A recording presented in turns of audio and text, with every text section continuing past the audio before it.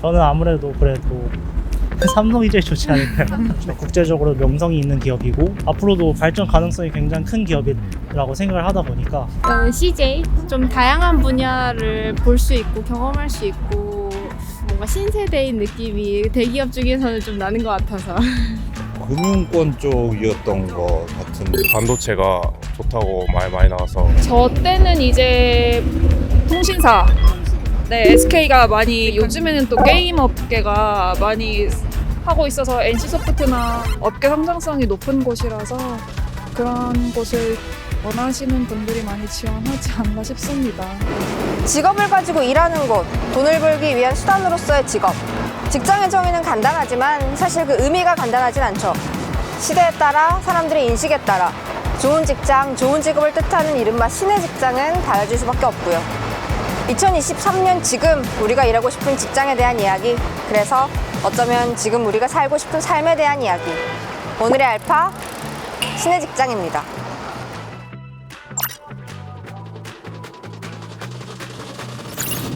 (10년) 만에 현대자동차 생산직 공채 소식에 채용시장이 아주 뜨거워졌어요.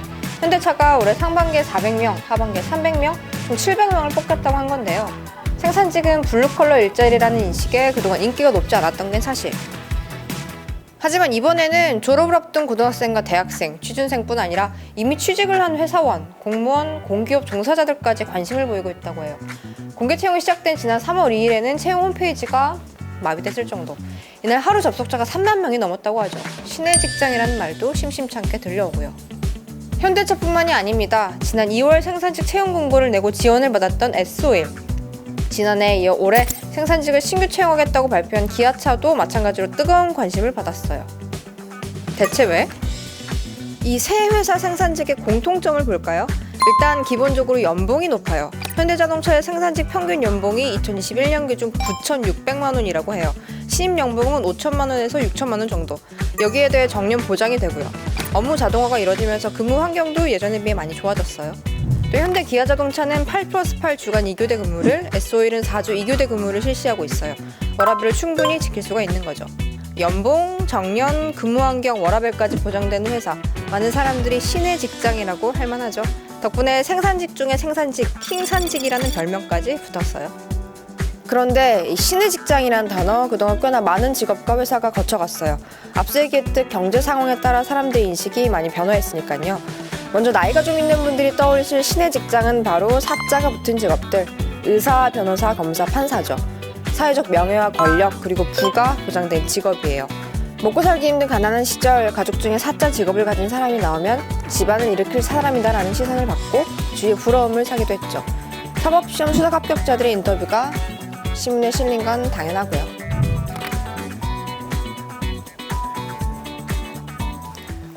교사도 꽤 오래 신의 직장으로 인정받아온 직업이에요. 교사의 장점은 고용 안정과 사회적인 명예, 여름과 겨울 방학 2번이 있어서 워라밸도 좋은 편이고요. 하지만 요즘은 교사의 위상이 예전 같진 않죠. 학생 수가 감소하면서 절대적으로 필요한 교사의 수가 줄어든 데다 교권 추락에 대한 이야기도 자주 나오고 있죠. 일타 강사 등 사교육 종사자들이 인기를 끌면서 공교육을 담당하는 이들의 입지가 줄어든다는 분석도 있어요. 1990년대 후반 IMF 시기를 지나면서 교사 이외의 공무원도 신의 직장으로 떠올랐어요. IMF 때 많은 직장인들이 해고되면서 고용 불안정에 대한 위기감이 커졌거든요. IMF 10년이 지난 2007년 한국일보에서 실시한 설문조사 결과를 볼까요? 어떤 기준으로 직업을 선택하겠냐는 물음에 안정적인 직업을 선택하겠다는 대답이 가장 많았어요. 돈이 적더라도 잘리지 않고 오래 안정적으로 일할 수 있는 직업에 대한 요구가 커졌고 이게 공무원이었던 거죠. 10년이 지났지만 실직 스트레스가 여전하다는 것도 알 수 있어요. 하지만 2007년에서 15년이 더 지난 지금은 어떨까요? 지난해 6월 지방직 9급 공채의 경쟁률이 한 자릿수였어요. 전국 평균 경쟁률이 10대 1 이하를 기록한 건 처음이었다고 해요. 올해 9급 국가공무원 공채시험 경쟁률도 31년 만에 가장 낮은 수준을 기록했어요. 재직기간 5년 미만 공무원 퇴직자도 늘고 있어요. 2017년에는 5,181명이었는데 2021년에는 16,693명이었어요. 한때 신의 직장이라고 불렸던 공무원의 인기가 이렇게까지 떨어진 이유, 공무원의 월급이 일반 직장인에 비해 낮기 때문이에요.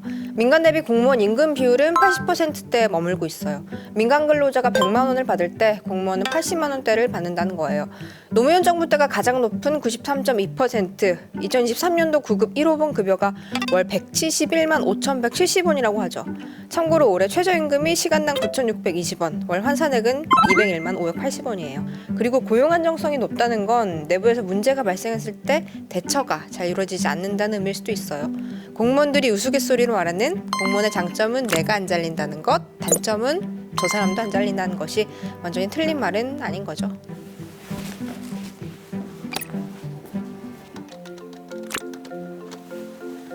(2010년대) 후반 전 세계적으로 IT가 산업의 중심으로 떠오르면서 개발자들이 귀한 몸이 됐어요. 더불어 코로나19 팬데믹 영향으로 비대면 시스템이 환영받으면서 이들의 역할이 더 부각됐죠. 개발자 붐과 함께 떠오른 신의 직장은 네카라 쿠베, 네이버, 카카오, 라인, 쿠팡, 배달의 민족 앞글자를 따서 만들어진 단어예요. 여기에 당토직야, 당근마켓, 토스, 직방, 야놀자를 더해서 부르기도 하고요. 신입 개발자 연봉이 5천만 원을 넘긴 건 물론이고 성과 중심이라 내가 하는 만큼 인정받고 돈을 벌 수 있다는 게 장점으로 알려졌죠. Z세대가 중심이 되는 회사다 보니 복지도 좋다고 해요. 재택근무에도 열려 있고요. 한때 배달의 민족에서 재택근무하는 직원들을 위해 200만 원이 넘는 허먼밀러 의자를 보내서 화제가 되기도 했어요. 좀 부럽긴 하죠. 하지만 성과 중심이라는 건 그만큼 업무 스트레스가 크다는 의미이기도 하죠. 성과가 나오지 않는다면 퇴직 대상이 될 수도 있고요. 장점과 단점이 종이 한 장 차일 수도 있는 거예요. 그렇다면 일과 직장에 대한 우리의 인식은 실제로 어떻게 달라졌을까? 2018년과 2022년 실시된 다니고 싶은 기업 조사 결과를 한번 볼게요. 2018년에는 대기업과 공기업들만 보여요. 2022년에는 IT 기업들이 눈에 띄죠. 2018년 3위였던 한전은 10위로 밀려났고요. 앞서 이야기한 네카라쿠베 열풍이 여기서도 보이죠. 2018년에는 회사의 처우 다음으로 자부심과 보람, 회사의 인지도가 중요한 조건이었다면 2022년에는 워라밸과 성장으로 그 포커스가 옮겨졌어요. 4년 사이 일을 하면서도 나의 삶을 지키고 또 발전하는 것이 그만큼 중요해진 거죠. 그런데 2023년 일과 직장에 대한 한국 사회 분위기가 또 바뀌고 있어요. 먼저 평생 직장이라는 개념이 많이 사라졌어요. 지금 MZ들은 몸값을 올리기 위해 더 나은 대우를 해주는 회사에 가기 위해 이직을 망설이지 않아요.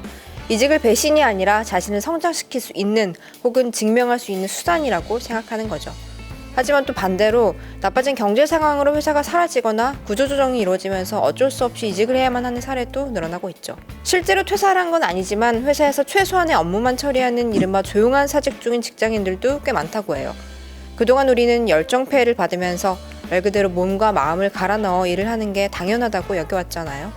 하지만 이제는 받은 만큼만 일하자, 회사가 나에게 해주는 만큼만 하자라는 생각이 들기 시작했다는 거죠. 이직의 시대, 조용한 사직 열풍, 이 물결 속에서 신의 직장의 정의와 의미는 또 변화하게 될 거예요.